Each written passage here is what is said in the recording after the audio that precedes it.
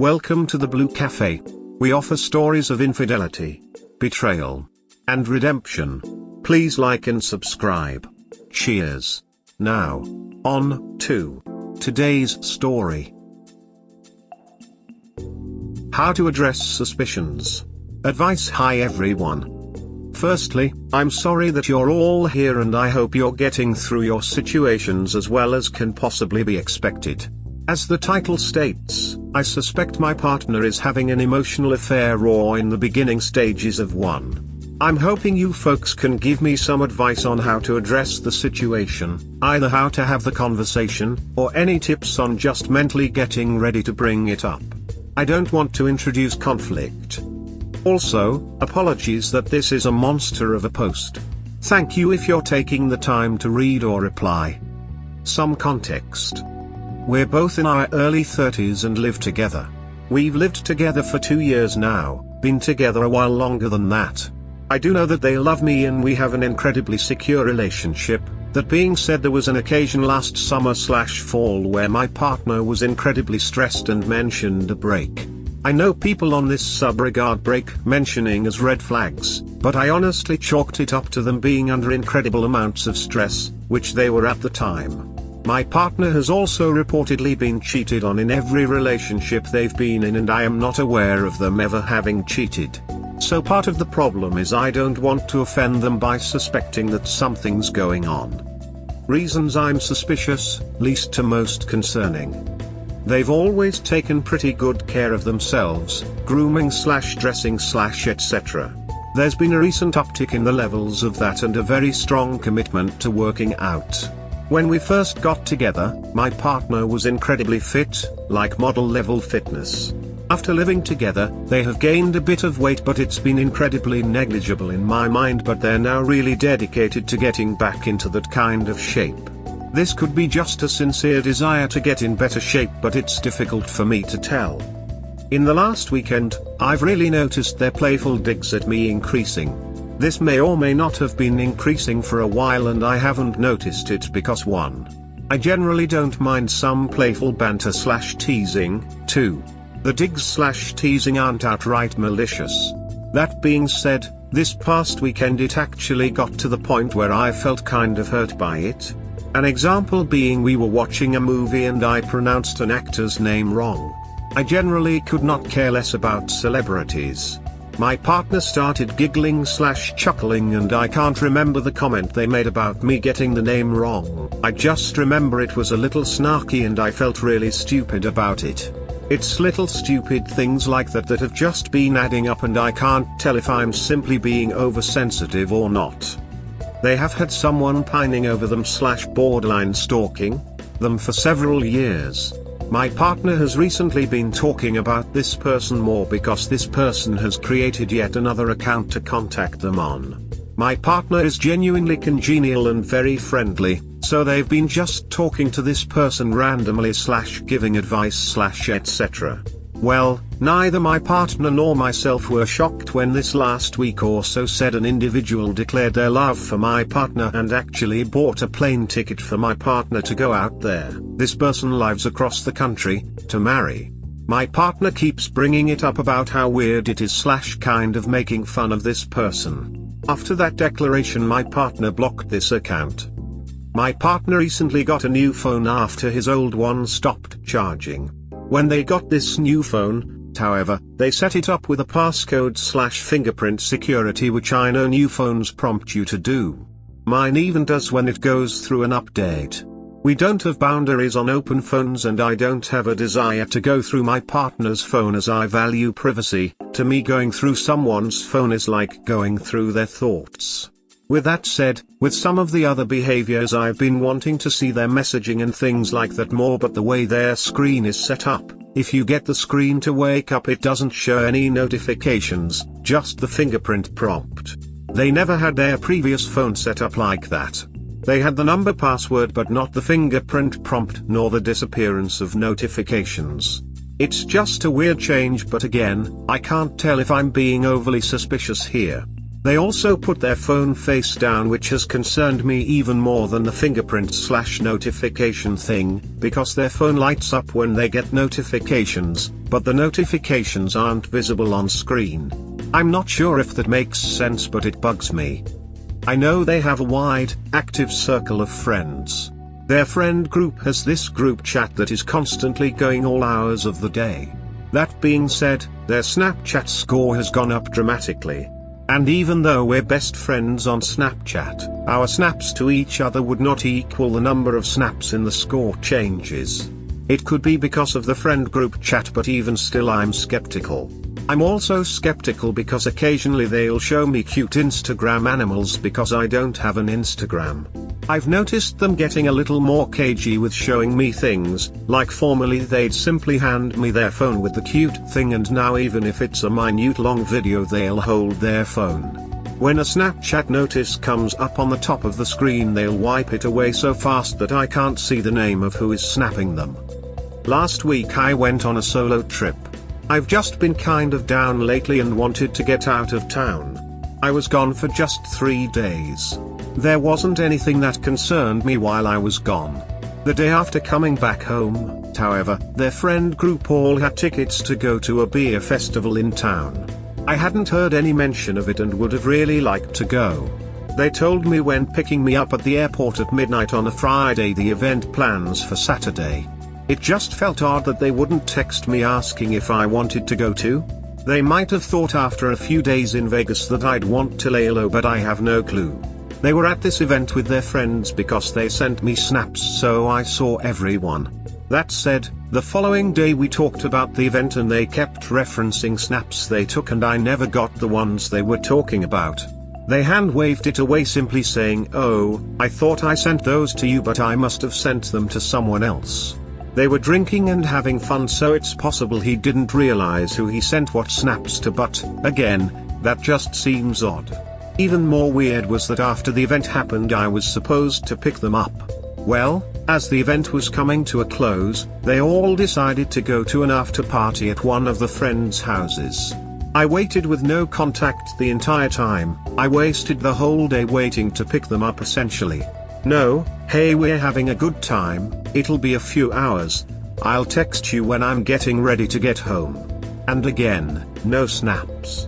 I do know they were at this friend's house, because one of our friends lives in our town. Our places are divided by the highway, and my partner Ubered with them over to the couple's place, where I then picked them up and I briefly chatted with some of the friends that came over to our neighbor's house. I know my partner's friends like me, so it just felt really weird that after a few days away, they wouldn't want to bring me along and have fun. Other friends had their significant others go to the event and I just sat around waiting at home. This was weird. The biggest red flag was Monday. We both had the day off for President's Day. In the evening, we were watching movies, and after the first movie, my partner went and laid in bed and scrolled through their phone for a bit. So while I was in the living room, I just put another movie on, my own choice.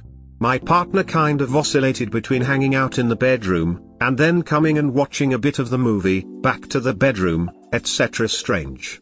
But maybe they just didn't want to watch the movie I picked. Well, then it was time for bed. I think due to the long weekend, we both struggled to fall asleep. I sleep with an eye mask because I'm incredibly sensitive to light. I had my back facing my partner with my eye mask on and they were sending Snapchats. I guess, without actually seeing it, I can't know for certain. But I know the damn brightness increases on Snapchat when you're taking a photo in the dark on the backward-facing camera. There was a series of multiple flashes like that in a row, like they kept trying to take a selfie and didn't like it, so they tried again, and again, until they'd take one they liked. A bit of typing and then waiting, and then a subtle light like they opened something and were reading it, viewing it. And then more subtle flashes. We both sleep in nothing but our underwear, so I am incredibly concerned that they were potentially Snapchatting someone in bed, shirtless, when it's 10:40 on a weeknight. Their relationship with their friends isn't the type where they'd send that kind of selfie at that time of night. Problematic. At the very least, I want to confront them about my suspicions that they were taking selfies in bed the other night when they thought I wouldn't notice. But I'd also like to address my other concerns and ask if there's something going on I should know about. They haven't been any more close or distant to me than normal. Our intimate life hasn't changed. These are just subtle things, so I easily could be reading too much into nothing, but something does feel off and I want to communicate that. I'd like any advice you might have. I'm thinking of sitting them down and phrasing it something like, "Hey partner, I love you. There have been a few things I've noticed lately that have concerned me. It could be nothing, but I want to talk it through with you instead of jumping to conclusions and stewing on it. XYZ example. Because of these things, I get the feeling that there may be someone else you might have flirtatious or salacious conversations with. Am I reading the situation accurately? Again, thank you all for any advice. I hope you're all doing well." Sounds reasonable to have a conversation like you discussed.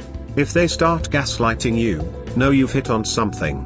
All healthy relationships should be able to handle this conversation. I'll be sure to be mindful of any gaslighting/super defensiveness. Thank you. If they have been cheated on before, then try to relate it to the same signs they saw in those relationships for empathy. Your partner's behavior has changed clearly and they are acting shady.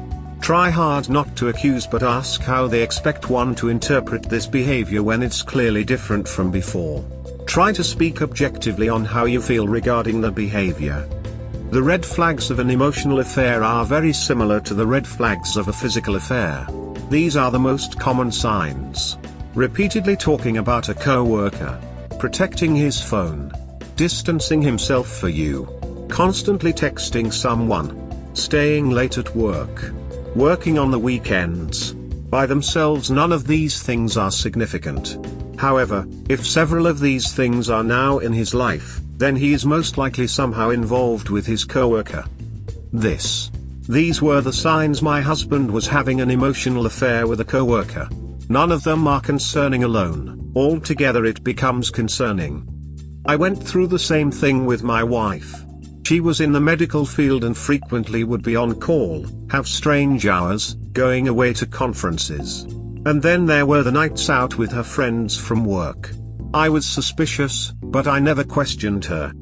Yep, for me it was suddenly making a tremendous amount of effort on his appearance before work, picking up doubles and shifts on his day off, working very late, talking about obsessive co-workers with a crush on him, etc. etc. I'm so sorry you dealt with this. Yep. This is exactly. Although, in my case, to my knowledge, because again, liars, cheaters, gaslighters, it wasn't a coworker. It was someone he knew from years back who he apparently kept in contact with. He was taking selfies of himself in bed not meant for you? I would consider that a huge flag that warrants some investigation. You may not be comfortable with it, but I would check his phone, etc. before confronting him, because all you will get is a denial whether there is truth to it or not. If there is something, he will just get more stealth about it if you confront him prematurely. Good luck. Your reaction is reasonable. Ask him. Really hard to say as you have nothing concrete. I say trust your gut, but don't bring it up and gather further evidence. Did you not ask why you weren't invited to the beer fest? Did you not ask to see their snaps in hindsight? You don't seem to raise questions when things are happening. Found out? No, I didn't ask. I have a big aversion to neediness. I don't like it in other people, and I especially don't like it in myself. I also tend to think about things more. I find I write better than I do speaking. In the moment I often say exactly the wrong thing, so I generally don't bring things up in the moment. I also try to question myself whether my first feelings are reasonable. Feelings are good, but I think sometimes our emotions can betray us too. Not sure if that makes sense. Being curious isn't neediness. I'm on the side of wait until you have more concrete evidence, or else they will easily deny with words. If you confront even this tiny bit, they will get better at covering their tracks. While it is true you have no solid evidence, reading this reminded me a lot of my husband, who was having an emotional affair and has had multiple. Find proof before you confront them, otherwise they will get better at hiding it. Unfortunately, this can be difficult with apps like Instagram/Messenger where there is vanish mode. Good luck and know that you did nothing wrong.